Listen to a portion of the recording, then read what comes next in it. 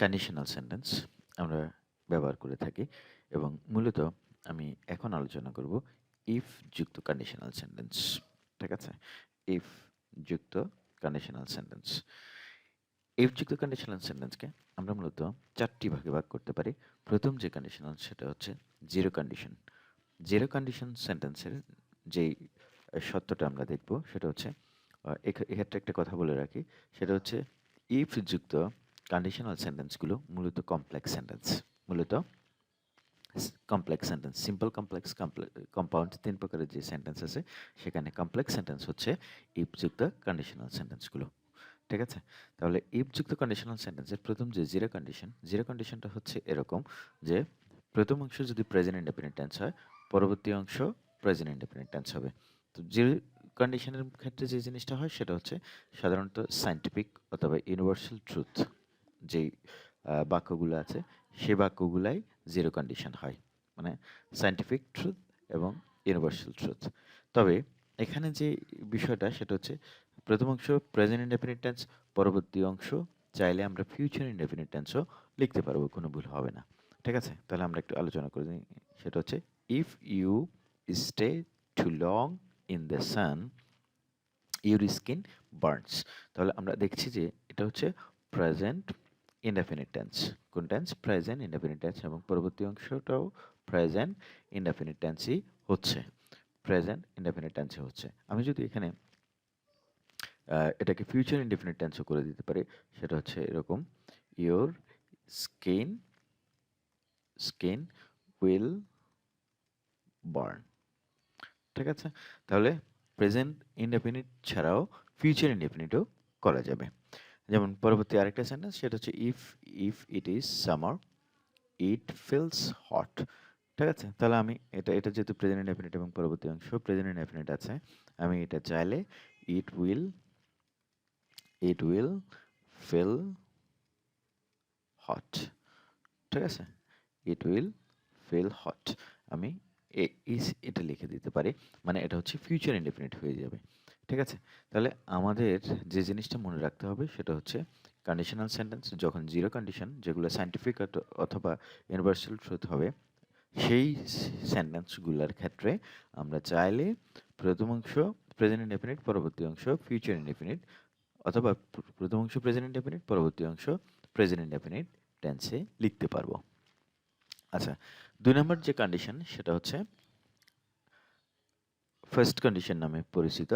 সেই ফার্স্ট কন্ডিশনের ক্ষেত্রে যেটা আমাদেরকে মনে রাখতে হবে সেটা হচ্ছে প্রথম অংশ যদি প্রেজেন্ট ইনডেফিনিট টেন্স হয়, প্রথম অংশ প্রেজেন্ট ইনডেফিনিট টেন্স, পরবর্তী অংশ ফিউচার ইনডেফিনিট টেন্স।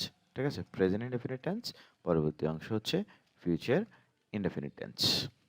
ঠিক আছে, আমি সংক্ষেপে লিখছি ফিউচার ইনডেফিনিট টেন্স, মানে if you come I will go, if you come I will বা I shall go.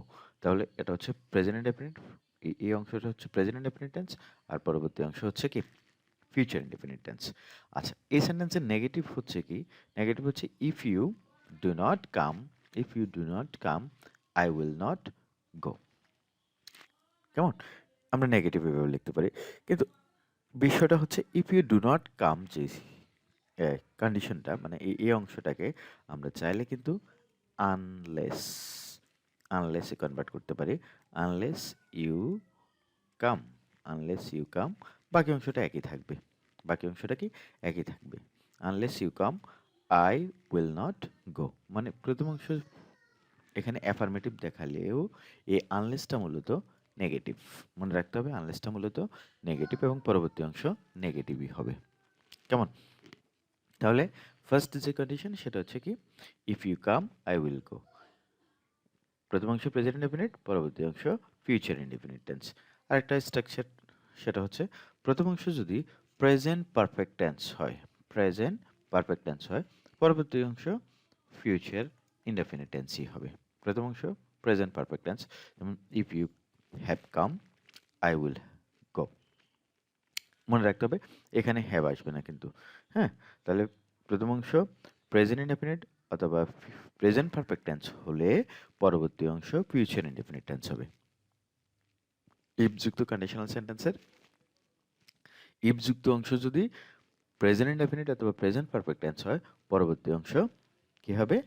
Future indefinite tense হবে। ঠিক আছে?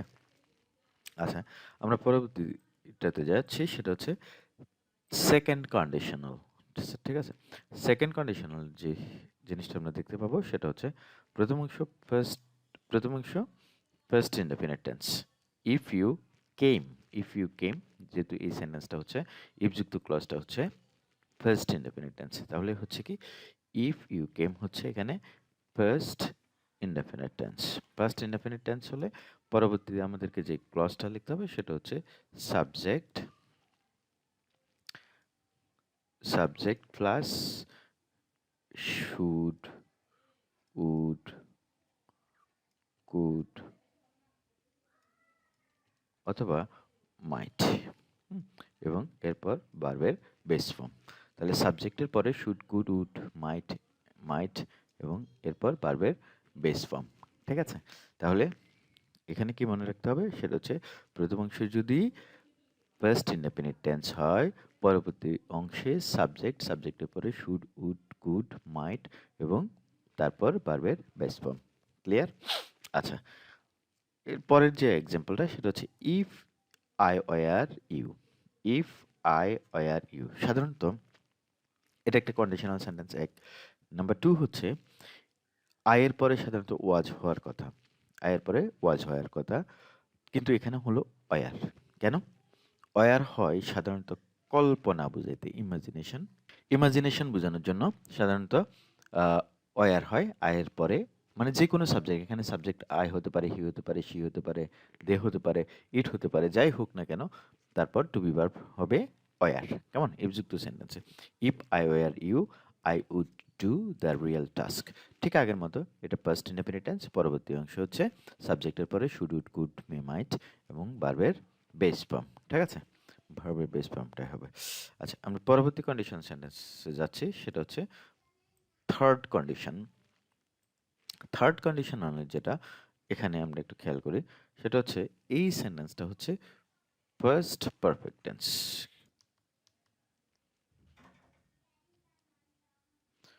Perfect tense.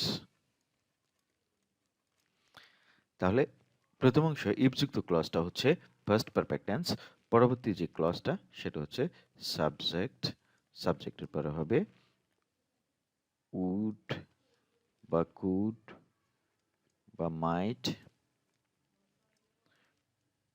Plus have plus ভার্বের ফার্স্ট পার্টিসিপল ফর্ম। মাথায় রাখতে হবে এটা। তাহলে ফার্স্ট পারফেক্ট ইফযুক্ত ক্লজের যদি ফার্স্ট পারফেক্ট টেন্স হয়, পরবর্তী যে ক্লজটা হবে সেটা সবসময় উড, কুড, মাইট এর পরে হ্যাভ বসবে। উড, কুড, হ্যাভ এর পরে কি আসবে? হ্যাভ আসবে, এবং আমরা জানি যে হ্যাভ এর পরে ভার্বের ফার্স্ট পার্টিসিপল ফর্ম হয়। তাহলে এখানে যেটা if you had come I would have gone. কেমন? সেজন্য এরকম। তবে এই কন্ডিশনাল সেন্টেন্স, থার্ড কন্ডিশনাল সেন্টেন্সকে আরেকটা ভাবে লেখা যায়, সেটা হচ্ছে এরকম যে হ্যাডটা সামনে চলে আসবে। এই হ্যাড যখন সামনে চলে আসে, এই হ্যাডের অর্থ দাঁড়ায় হচ্ছে ইফ, মানে ইংলিশ ইফ, বাংলা হচ্ছে যদি। কেমন?